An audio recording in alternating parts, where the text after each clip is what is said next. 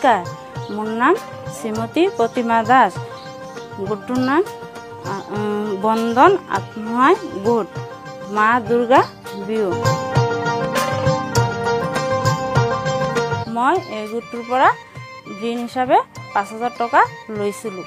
সেই পইচাৰে আমি ৪ বিঘা মাটি খেতি কৰিবলৈ আৰম্ভণি কৰিছিলোঁ। মই পুনৰ গোটৰ পৰা ৫০,০০০ টকা ঋণ লওঁ।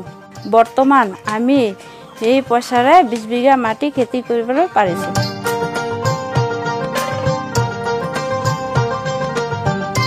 আমি সেই মাটিত ফুলকবি, বন্ধাকবি, ওলকবি, বকলি, আলু, মটৰ, জলকীয়া, বিলাহী আদি খেতি কৰিছোঁ। সেই খেতিৰ পৰা বছৰি ২ লাখ টকা উপাৰ্জন কৰিব পাৰিছোঁ। ইমান সুবিধা দিয়াৰ বাবদ চৰকাৰক বহুত ধন্যবাদ দিছোঁ।